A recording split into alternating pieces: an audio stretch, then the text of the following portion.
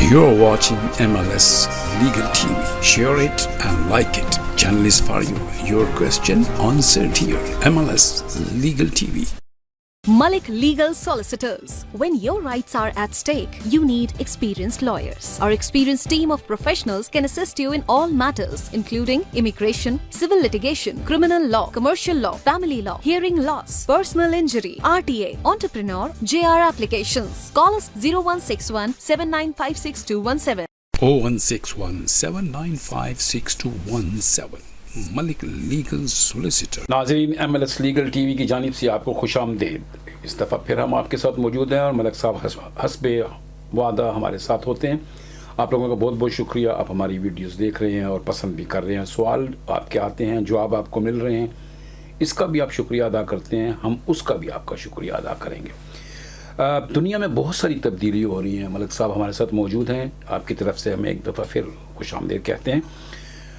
मलिक साहब, इस वक्त दुनिया में बहुत तेज़ी से तब्दीलियाँ हो रही हैं, जैसे कि अपना हमारे बरतानिया में अभी जो हमारे ऋषि सुनक साहब ने कहा है कि मैं जो हमारा इमिग्रेशन है मैं इसको टाइट करूँगा, बोट्स को रोकूँगा। बहुत ज़्यादा इमिग्रेशन जो है, लीगल इमिग्रेशन भी बहुत ज़्यादा हो गई है। इसके बारे में आप बताइए। जो हमारे IMF की गीता गोपीनाथ ने कुछ स्टेटमेंट दी है, इसके बारे में आपका क्या राय है? अस्सलाम वालेकुम और शुक्रिया अपने लोधी साहब और सबको मेरा सलाम, नाजरीन को भी और हाजरीन को भी। सबसे पहले तो मैं ये कहना चाहता हूँ कि देखो IMF की जो डेप्टी है ना गोपीनाथ राइट, उसने ये कहा है कि जो इमिग्रेशन है ना वो हेल्प करता है इन्फ्लेशन डाउन लाने को। इस मुल्क में जो अब इन्फ्लेशन है ना काफ़ी हाई हुई है। मेरा तो जिसे आप लोग अपनी ज़बान में कहते हैं महंगाई जी। और महंगाई इस मुल्क में इतनी हो गई है, वो कहती है कि इमिग्रेशन अगर आएंगे ना तो वो आपकी डोमेस्टिक जो है ना पर कैपिटा वो नीचे ले आएंगे। डोमेस्टिक अगर वो कवर कर देंगे जॉब्स, ठीक, क्योंकि हाई जॉब्स तो कवर हो रही है लेकिन आपकी डोमेस्टिक जॉब्स कवर नहीं हो रही। और उसका ये बयान है कहने का कि इन्फ्लेशन रेट ऑटोमेटिकली डाउन आ जाएगा अगर ये जॉबों में लोग इमिग्रेशन आके ये जॉबें ले लें। लेकिन इसका GBT रेट का भी कहा गया बहुत रिड्यूस हुआ था ये कोविड में आके। लेकिन एक बात याद रखें, ये दो चीज़ें यहाँ पे ना हमें पहले नज़रअंदाज नहीं करनी चाहिए। जी। पहली बात तो ये है कि मिनिमम वेज से कम हम दे नहीं सकते किसी को, राइट। और मिनिमम वेज में यहाँ भी अगर I don't think if she knows that कि यहाँ भी काफ़ी अनएम्प्लॉयड पीपल हैं। That's over 1 million, nearly 1 million people unemployed है। जो वो जॉब्स अगर फिल कर दी जाए तो वो जो कह रही है ना ऑटोमेटिकली हमारा इन्फ्लेशन रेट डाउन हो जाएगा। दूसरी बात, inflation rate is always on ये कह लें कि डिमांड में। अभी मेरा मतलब जैसे तेल की डिमांड है राइट, वो देख लो कि फिर नीचे आ गया जी right. Obviously inflation will go down. अभी यहाँ मेरा मतलब एवरेज जो लीटर है ना it's around about 140 about 160 something, 149 पे 144 पे आया हुआ जी। अच्छा राइट, देख लो ये नीली 2 पाउंड पे चला गया था जी। बिल्कुल। So inflation rate will come down but it takes bit of a time. लेकिन आई मीन अप्रिशिएट कि जो अपने गीता गोपीनाथ ने कहा है कि इमिग्रेशन को ज़रा फ्री हैंड दे देना चाहिए, not the skilled but unskilled workers as well. इसलिए आपका I mean what idea she has got is beyond a lot of people. क्यों मेरा मतलब ये याद रखना कि ये इंटरनेशनल मॉनेटरी फंड की है जी। She is not directly involve with our governmental और आवर ट्रेजरर। ये इसका ये ख्याल है कि उसका अपने व्यूज हैं। हाँ, कि अगर ये हो जाए अगर इमिग्रेशन खोल दी जाए लेकिन to a certain extent, but ये ज़रूर याद रखना चाहिए कि everybody has the right to protect their borders. वो तो ऋषि सुनक ने कहा है कि मैं बोट्स को जो है किसी तरह भी रोकूंगा। देखिए उसने कहा है कि नियरली मेरा मतलब 40% लोग हमने रोक लिए हैं जो इसने डील की है अपने फ्रांस के साथ जी। मेरा मतलब ये कितना सच्चा है कितना नहीं, क्योंकि ये स्टेटिस्टिक्स है। मैं तो हमेशा कहता हूँ statistics are made to look good in every aspect. ये खुद ही बना लेते हैं, इतने आने थे हमने इतने आए हैं, इतने हमने रोक लिए हैं मेरा तो ये क्या पता चलता है कि कितने रोके हैं कितने नहीं रोके। लेकिन ये भी कहना है कि ऋषि सुनक ने जो ने ये लाइन पकड़ ली है, I'll tell you one thing, कि मैं इमिग्रेशन कम कर दूंगा, दिस विल बी, मेरा ख्याल है कि इससे काफी सफर करना पड़ेगा। Immigration has never been controlled. Immigration, a good immigration has always helped the country. ये बात याद रखना, हर कंट्री की जितनी भी ये क्या कामयाबी होती है ना, वो इमिग्रेशन पे बहुत रिलाय करते हैं। आपकी बात को मैं यहाँ बढ़ाऊंगा कि डेफिनेटली जब ज़्यादा लोग आते हैं काम, लेकिन यहाँ पे ये देखा गया कि जो लोग आके यहाँ पे इलीगल इमिग्रेंट आते हैं उनको रोकने के लिए जो कदम उठा रहे हैं, जो लोग आ चुके हैं, हमने लास्ट टाइम भी बात की थी कि कितने लैक्स लोग यहाँ पे बोर्ड से आ चुके हैं, जबकि ये कहते हैं कि हम इनको कंट्रोल करेंगे। उन लोगों को जॉब करने की इजाज़त नहीं है, तो वो लोड नहीं है कंट्री के ऊपर, उससे इन्फ्लेशन बढ़ेगी नहीं। देखिए ये होती है जिसे हम कहते हैं कि ब्लैक मार्केट जी। जब तो मेरा मतलब मुल्क को चाहिए, लोग मेरा मतलब काम के लिए नहीं मिलते, जैसे फुल एम्प्लॉयमेंट है मुल्क की, तो फिर तो ये ज़्यादा से ज़्यादा उसे तंगी देंगे कि हमें ये लोग नहीं चाहिए। लेकिन जब वो जॉब्स फिल ही ना होती, फिर वे they turn a blind eye to it. फिर ये इतना नहीं करते लोधी साहब, सही कि मेरा मतलब कि उनको पकड़ें या ये करें। लेकिन आपने देखा होगा कि ये जितने भी आजकल है ना, क्योंकि अनएम्प्लॉयड भी हमारे पास काफ़ी है, ये इसीलिए पकड़ते हैं कि ये लोग काम ना करें। राइट, ये कहते हैं कि ये डिटर हो जाए कि यहाँ ना इन्हें घर किराए पे मिले, राइट, जो इलीगल इमिग्रेंट है, ना यहाँ काम कर सकें, ना हमारी बसेस यूज़ कर सकें, ना यहाँ मेरा मतलब हेल्थ सर्विस यूज़ कर सकें। ये सारा कुछ इस ट्राई टू डिटर दैम। लेकिन इससे क्राइम रेट नहीं बढ़ेगा। लेकिन क्राइम को तो रोकना, मेरा मतलब ये देखना, आई मीन लेकिन ये लिंक हो जाता है कि अगर एक आदमी को जॉब की इजाज़त नहीं, सफ़र नहीं कर सकता, घर नहीं मिलता, वो उसके पास खाने को पैसे नहीं है, वो क्या करेगा? आपने तो वो बात की है अपने लोधी साहब के डाकू घर में आए हैं, राइट, और घर में अगर ना चीज़ हुई तो वो क्या लूटेंगे? नहीं तो उनको आने तो दिया, यही तो इनकी फॉल्ट है। मेरा तो बॉर्डर कंट्रोल नहीं हुए, लेकिन इलीगल इमिग्रेंट का मतलब क्या है कि इलीगली आ गए हैं। जो लीगल है ना उनकी बात करें कि उनको तो सब कुछ मिलता है ना, इलीगल को देना इनकी बात नहीं है। वो तो लीगल, मैं तो ये कहता हूँ कि इलीगल को भी जैसे आपने कहा, मेरी तो हमेशा पॉलिसी रही है कि हमें आमनेस्टी दे देनी चाहिए उन्हें, और ये कहना चाहिए कि जैसे हमने ये 2.5 साल के किए थे वीज़े यहाँ, कि उन्हें 2.5 साल का वीज़ा दे दें, राइट, और उनसे चार्ज करें, और no recourse to public fund जी, राइट। और सर चार्ज तो हम लेते ही हैं, हर एप्लीकेशन के साथ Home Office immigration surcharge लेता है उसका हेल्थ के लिए, राइट। एक एप्लीकेशन फीस है और हेल्थ चार्ज है। अगर ये दोनों फिल करते हैं, राइट, और ले उनसे और उनको वीज़ा दे दें, 2.5 साल के बाद फिर देखा जाएगा। अगर इन 2.5 सालों में उनको काम नहीं मिलता या कुछ ऐसी चीज़ होती है तो उसे रिटर्न वापस कर दिया जाए। हाँ, लेकिन वो जो 2.5 साल में काम करेगा उसका बेनिफिट्स तो गवर्नमेंट को मिलना है किसी से। नहीं, हर चीज़ गवर्नमेंट को मिलेगी, लेकिन अगर ना कर सके तो इट्स बेटर टू रिटर्न। आदमी खुद ही चला जाएगा, यार 2 साल हो गए मुझे यहाँ पे, मैं तो भूखा मर रहा हूँ, मैं वापस ही चला जाऊँ तो बेहतर है। लेकिन आप ही की बात है। अभी मेरा मतलब ये सोचे कि जितने लोग इलीगल रहते हैं उनको राइट तो नहीं काम करने का, वो भूखे मर रहे हैं। क्राइम की बात हो रही है कि इसमें क्राइम मेरे तो क्राइम तो कंट्रोल करना ही पड़ता है ना। You can't say both is right कि इलीगल इमिग्रेंट को यहाँ आने दें और ये कर ले। लेकिन बात ये है कि भाई हम इलीगल इमिग्रेंट को ना आने दें, लेकिन लीगली कोशिश करो कि लीगल आने के लिए, लीगल रास्ते बहुत है यहाँ अभी लीगल। लेकिन एक ही बात रह गई है कि इस कंट्री में समझे ना, आपको एक लैंग्वेज ज़रूर आनी चाहिए। किसी भी चीज़ के लिए आपने आना है, इवन शादी करके भी आना है, लैंग्वेज चाहिए। तो मैं तो ये कहूँगा लोगों को कि एजुकेशन कर रहे हो पहले, right, doors open automatically for you. कोई भी कंट्री हो दुनिया में, अपने मुल्क में भी रहना है ना तो हुनर की करो। यहाँ तो ब्रिक लेइंग की भी कोर्स होते हैं, राइट, कोई कोर्स करो वहाँ। अगर कोई भी ये ना कहो कि जी ना हमारा ये तो जद्दी पुश्ती काम है, कोई जद्दी पुश्ती काम नहीं होता, right. It's not based on your caste, it's based on your experience and your education, right. Even anything, joiners, कुछ भी हो, they are professionals, they are skilled workers, लेकिन उनके पास कुछ ना कुछ होना चाहिए। जैसे मेरा तो कोई सर्टिफिकेट डिप्लोमा कहीं काम करते हैं लीगली, राइट। ये तो वहाँ मेजॉरिटी तो इन मुल्कों में काम जो करते हैं उनके पास ये नहीं होता कि लीगली उन्होंने काम किया भी है कि नहीं जिंदगी में, राइट। तो दुनिया को नहीं ये चाहिए, right. They don't need numbers, they need names. तो एक नाम बनो, नंबर ना बनो अपने मुल्क में। नाम बनो, नंबर ना बनो। Education is very important, Malak साहब ने कहा, इसमें कोई शक नहीं है।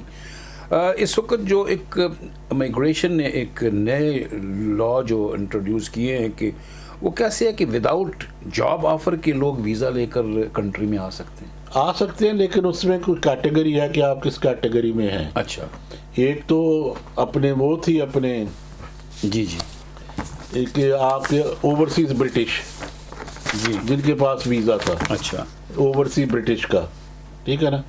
दूसरा ग्रेजुएट वीज़ा जो यहाँ किया है 2 साल का, ठीक, वो भी रह सकते हैं। एक है यूथ मोबिलिटी स्कीम वीज़ा, ठीक, right.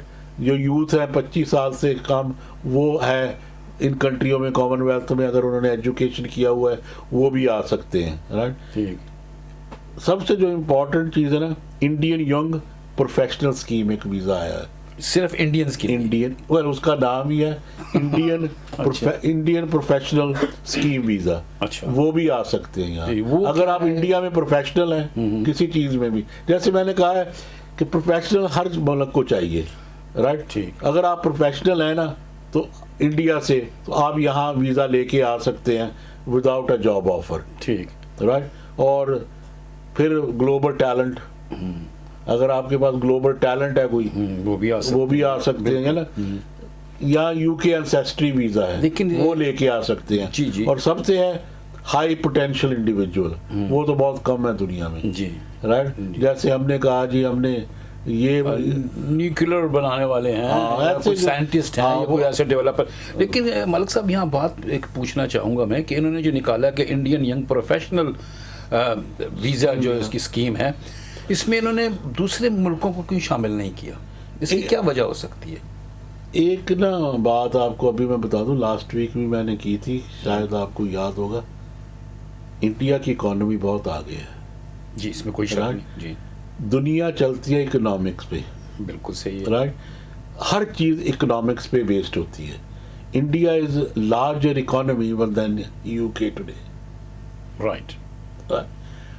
We need India to do business with, इसलिए फ्री ट्रेड और ये चीज़ें, हर चीज़ करनी है हमने उनके साथ, सही है, राइट। और जब भी आप कहीं बिजनेस में इस वो है कि मुझे बेनिफिट को कहाँ से मिलता है, मुझे सस्ता कहाँ से मिलता है, मुझे अच्छी चीज़ कहाँ से मिलती है।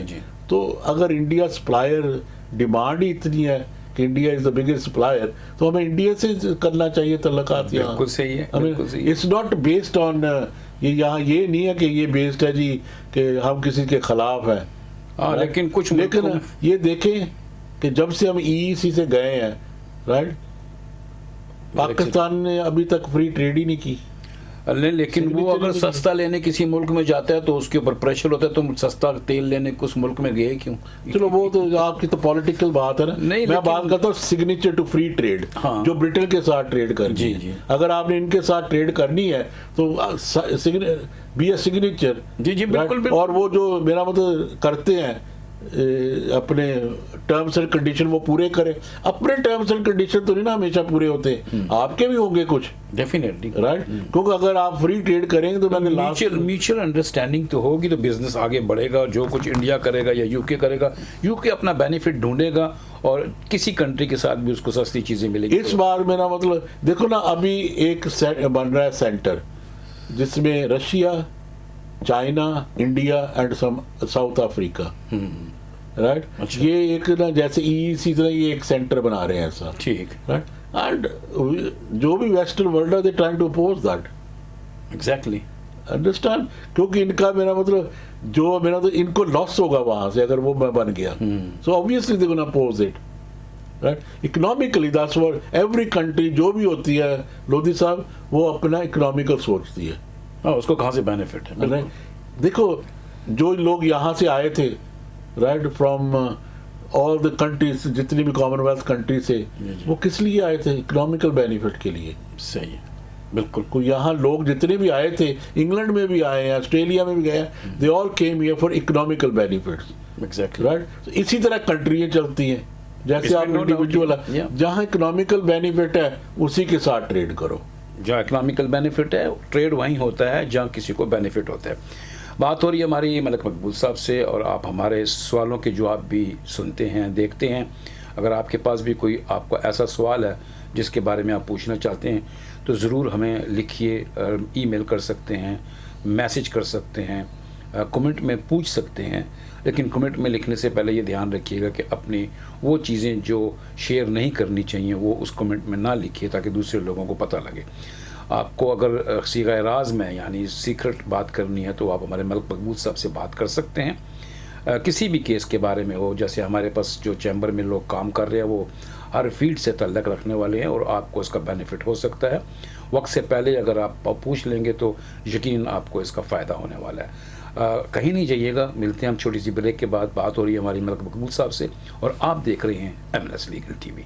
Malik Legal Solicitors. When your rights are at stake, you need experienced lawyers. Our experienced team of professionals can assist you in all matters, including immigration, civil litigation, criminal law, commercial law, family law, hearing loss, personal injury, RTA, entrepreneur, JR applications. Call us 0161 7956 0161 7956217 Malik legal solicitor. Welcome back नाज़रीन, आप देख रहे हैं MLS legal TV. और अभी break से पहले हमारी बात हो रही थी मकबूल मलिक साहब से। आपको बहुत सारी इन्फॉर्मेशन मिली होगी कि बरतानिया जो है इस वक्त वो किस स्टेट में है और IMF ने इनसे क्या कहा है। गीता जो गोपीनाथ थी उन्होंने क्या सजेशन दी है। ऋषि सुनक ने जो कहा है कि हम इमिग्रेशन को टाइट करेंगे, नज़र आ रहा है कि ऐसा होगा। क्या होगा ये तो अब आने वाला वक्त ही बताएगा। हम बात करेंगे मलिक मकबूल साहब से, पूछेंगे कि ये जो मलिक साहब ये जो विज़िट वीज़े के ऊपर हो रहा है, विज़िटर्स का जो वीज़े के ऊपर कुछ उन्होंने सहूलतें दी हैं, कुछ टाइट किया है। कुछ लोग ऐसे हैं जो दूसरे मुल्कों से आना चाहते हैं। क्या किसी ख़ास मुल्क के ऊपर पाबंदी भी है कि वो विज़िट वीज़ा अप्लाई नहीं कर सकता, या हर एक को अप्लाई करने के लिए कुछ सहूलतें हैं? जी देखिए, जो विज़िटर वीज़ा है ना, इसकी शरात यही है कि कोई भी कंट्री से विज़िट करना चाहता है, किस कैटेगरी में, क्या फैमिली को देखने आ रहा है, क्या वो वैसे हॉलिडे करने आ रहा है, जी जी, या बिजनेस विजिटर आ रहा है, या स्टूडेंट विजिटर आ रहा है, जी राइट। इस कैटेगरी में एक चीज़ है कि उसकी इंटेंशन होनी चाहिए कि उसे वापस जाना है, ठीक ये। और तो ना हमारे कह लें कि पाकिस्तान या इंडिया से वीज़े हैं, इंडिया के तो ज़रा कम ही रिफ्यूज़ होते हैं, लेकिन पाकिस्तान से अक्सर रिफ्यूज़ल इसलिए होती है या तो वो कोई ना कोई स्टेटमेंट गलत लगा देते हैं, राइट। उसका ये होता है कि अब ना उन्होंने 9.2 पे लगा के ना 10 साल की बैन कर दी है लोगों को। अच्छा, कि अगर आपने कोई भी किसी किस्म का भी डॉक्यूमेंट जो है ना वो गलत दिया हमें, तो आपको 10 साल की बैन लग जाएगी। अच्छा, राइट। या कुछ डिक्लेयर भी ना किया तो कि मैं जी पहले रिफ्यूज़ हुआ है, अगर ये भी ना डिक्लेयर किया तो ये सोचना ये है कि जब विजिटर ने आना है ना, विजिटर का मतलब है किसी के घर सैर करनी या अपनी फैमिली को मिलने विजिट। क्या आपके पास रिसोर्सेज है, ये ना कहें कि उसने मुझे दे देना जो यहाँ है, वो एक अलहदा बात है। लेकिन क्या तुम्हारे पास इतने रिसोर्सेज हैं कि आप वहाँ जा सकते हैं, राइट। क्या आपके पास कोई काम है कि आपने वापस आना है, क्या आपके बीवी बच्चे या कोई वहाँ रहता है, या अगर किसी औरत ने आना, क्या उसका खामद वहाँ है, ये वो कमाता है, क्या करता है, कौन सी जॉब करता है, ये सब कुछ ना लगाना पड़ता है कि ये साबित करने के लिए कि मेरे टाइज जो है ना वो पाकिस्तान के साथ है, कि मैंने पाकिस्तान वापस आना है। लेकिन ये जो टूरिस्ट वीज़ा होता है, जो एक तो विजिट वीज़ा होगा जो फैमिली को मिलने के लिए आ रहे हैं, जो सैर व सियाहत का वीज़ा है, उसके लिए क्या होगा? देखिए, this is a very good question आपने आज किया है। टूरिस्ट, आप जब हॉलिडे जाते हैं, यहाँ से भी हॉलिडे लोग बहुत जाते हैं, आप तो अक्सर बहुत ही जाते हैं, क्या करते हैं जी, क्या करते हैं? पहले हॉलिडे बुक कराते हैं, जी होटल बुक करते हैं, एंट्री है तो उसकी परमिशन लेते हैं जी। ठीक। तो सबसे पहले तो ये है कि क्या आपके पास इतनी रिसोर्सेज हैं कि आप हॉलिडे कर सकते हैं, जी। राइट। आपके पास जॉब भी होनी चाहिए, जी। राइट। या रिटायरमेंट है कि आपके पास इतना पैसा पड़ा है कि आप जाना चाहते हैं टूरिस्ट के लिए, वहाँ होटल बुक किए हुए हैं, मैंने यहाँ रहना है, मेरे पास इतना पैसा है, जी। मैंने वहाँ खर्चना है, सही है। राइट। ये चीज़ें होंगी तो क्यों नहीं वीज़ा लगेगा। सही है। लेकिन अगर कहेंगे कि मैं काम नहीं करता, हमारी ज़मीनें बहुत हैं लेकिन टैक्स नहीं कभी भी लाइफ में दिया, तो it doesn't make sense to them, जी। राइट। क्योंकि हर आदमी जो टैक्स नहीं देता वो उनके हिसाब से वो काम नहीं करता। तो आपकी नज़र में टूरिस्ट वीज़ा जो है कहीं किसी मुल्क से भी यहाँ आना चाहे तो वो एक विजिटर वीज़ा से उसकी डॉक्यूमेंटेशन डिफरेंट होगी। वीज़ा लेने के लिए। विजिटर वीज़ा भी वही है, टूरिस्ट वीज़े की भी लेकिन वो family visit and business visit और टूरिस्ट 3 थिंग हो गए। जी हाँ, जी हाँ। देखो ना, यहाँ जब कोई मैच होता है, ला लो क्रिकेट का मैच होता है, लोग बहुत आते हैं जी। लेकिन वो अपनी टिकट भी लेते हैं, वहाँ से पहले बुकिंग करा लेते हैं, वहाँ अपने होटल भी बुक कराते हैं, जी, जी। तो वो आके जहाँ रहते हैं, लेकिन वो लोगों को तो रिफ्यूज़ नहीं होता। सही है। लेकिन रिफ्यूज़ उनको होता है जो, मेरा मतलब ना तो वहाँ काम उनका कर शो रहे होता है ना बैंक अकाउंट होता है, तो फिर तो वेरी इजी है। अगर होता भी है बैंक अकाउंट और उसी वक्त 30 करोड़ रख के कहते हैं जी मेरे पास पैसे बहुत है, हाँ, उसमें कोई मूवमेंट नहीं है हाँ। एक दफ़ा। ठीक है। तो ये जो सवाल था आपका कि विजिटर और टूरिस्ट वीज़ा, आपको पता है कि टूरिस्ट वीज़े के लिए आप अप्लाई कर सकते हैं। डॉक्यूमेंटेशन जो रिक्वायर्ड होगी वो डेफिनेटली आपको सबमिट करनी पड़ेगी, लेकिन उसके प्रूफ ऐसे होने चाहिए कि वो लेजिमिट ना हो, वो बताएं कि वाकई आप ये काम कर रहे हैं, आपके बैंक में इतने पैसे, जैसे मलक साहब ने कहा। और विजिट वीज़ा के लिए भी आपको काफ़ी डिटेल से हमने लास्ट वीक भी बात की थी, और इस दफ़ा भी जो मलक साहब ने बताया कि आप अपनी फैमिली को अगर मिलना चाहते हैं, आते हैं, तो उसके जो कागजात हैं, जो उसकी डॉक्यूमेंटेशन है, वो सही होनी चाहिए। अगर एक भी चीज़ अगर आपने गलत कहीं सबमिट कर दी तो 10 साल के लिए, ये जो बताया उन्होंने, आप फिर अप्लाई नहीं कर सकेंगे। एहतियात कीजिए। जी। मैं लास्ट एक बात में कहता हूँ, हमने हमेशा कहा है अगर आप हमारे ना पिछले प्रोग्राम देखें, हमें just subscribe to this channel, तो आप पिछले प्रोग्राम देख सकते हैं, स्पेशली ऑन लाइसेंसेस जो आप वर्क परमिट कहते हैं। जी। मैं ये कहना चाहता हूँ जो लोगों ने लाइसेंस ले ली है ना, अब उन्हें ना लोग भी आ गए हैं उनके पास, लेकिन उन्हें डिफ़िकल्ट हो रही है HR कंट्रोल की, राइट। वो ज़रूर प्लीज़ पता कर लें या हमसे रब्ता कर लें कि वो कैसे आपने दिखाना है, क्योंकि जब भी आप होम ऑफिस आ रहा है ना विजिट करने, लोगों के पास वो रिकॉर्ड नहीं होता जो उनको चाहिए। सही है। तो मैं ये कहता हूँ कि लाइसेंस भी ले लिया आपने वर्क परमिट के लिए लोगों को भी यहाँ ले आए हैं, लेकिन लोग आपके पास काम भी कर रहे हैं, लेकिन आप उनके रिकॉर्ड नहीं ठीक रख रहे, जो HR में रिकॉर्ड चाहिए। HR में ह्यूमन रिसोर्सेज की जो रिकॉर्ड है, ये बहुत इंपॉर्टेंट बात की है। जी जी जी। अच्छा, वो ये होना चाहिए कि जो आपने COS में लिखा है वही डिस्क्रिप्शन उसकी जॉब होनी चाहिए, राइट। उसकी तनख्वाह भी उतनी होनी चाहिए, और कोई काम वही काम होना चाहिए जिसके लिए आपने उसे बुलाया है, और उसी जगह पे होना चाहिए जहां आपने बुलाया है, राइट। अब एक जगह गए हैं, वो कहता है जी वो तो रिमोटली काम करता है, यहाँ आने की ज़रूरत नहीं है, ठीक, राइट।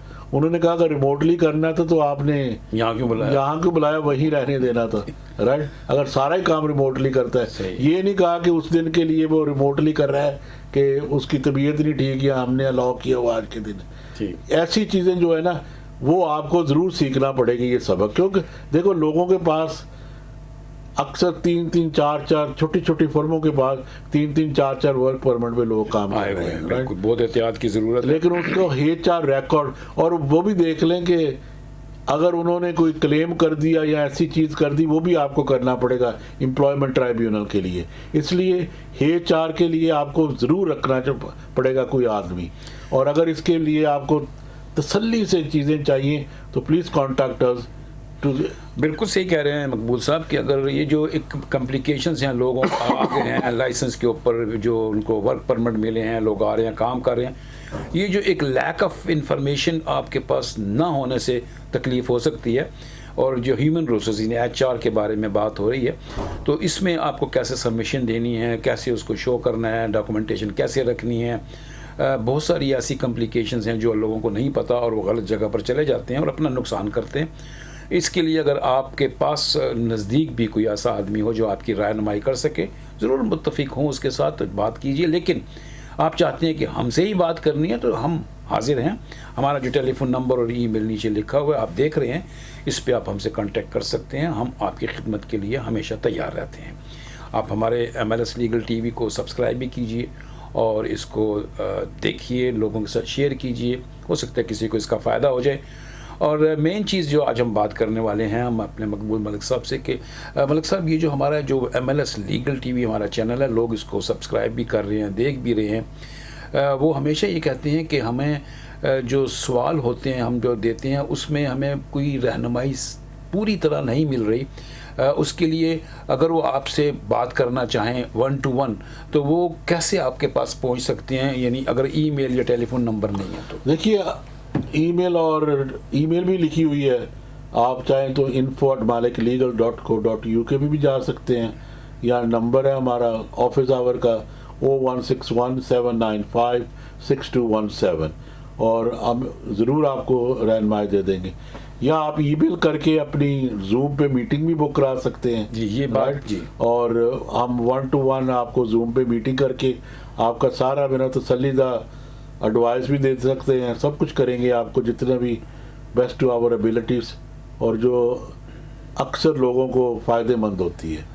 तो ये चीज़ें हैं। मेरा मतलब अगर अपॉइंटमेंट बना के यहाँ आना चाहते हैं यू मोस्ट वेलकम। और दूसरी तरफ अगर आप जूम पे मीटिंग करना चाहते हैं तो आप अपना ईमेल कर देंगे, हम आपको पूरी डिटेल बता देंगे कि जूम मीटिंग कैसे की जाती है और कब की जा सकती है। बहुत बहुत शुक्रिया मलिक साहब, आपको पूरी डिटेल से बता दिया, क्योंकि आपका सवाल था कि हम कैसे 1 to 1 बात कर सकते हैं। बाज़ों का टेलीफोन नहीं मिलता, ईमेल भेज सकते हैं, और आप चाहते हैं कि फ़ेस टू फेस बात की जाए तो जूम इस वक्त बड़ा फेमस है और आप मीटिंग टीम में भी बात कर सकते हैं। जो भी आपको सहूलत लगे, बहुत सारे हमारे पास ऐसे प्लेटफॉर्म हैं जिससे हम 1 to 1 आपके साथ बात कर सकते हैं। आपके टेलीविज़न की स्क्रीन के ऊपर MLS लीगल टीवी की जो ये पर नीचे चल रहा है हमारा टेलीफोन नंबर और ईमेल, इस पे आपका कांटेक्ट अगर हो जाता है तो बहुत ही अच्छा है और हम आपकी खिदमत के लिए तैयार हैं। सवाल पूछते रहिए, हम जवाब देने के लिए तैयार हैं। हम दोनों को इजाज़त दीजिए, अपना बहुत सा ख्याल रखिए। अल्लाह हाफिज़। अल्लाह हाफिज़। You're watching MLS Legal TV. Share it and like it. Channel is for you. Your question answered here. MLS Legal TV.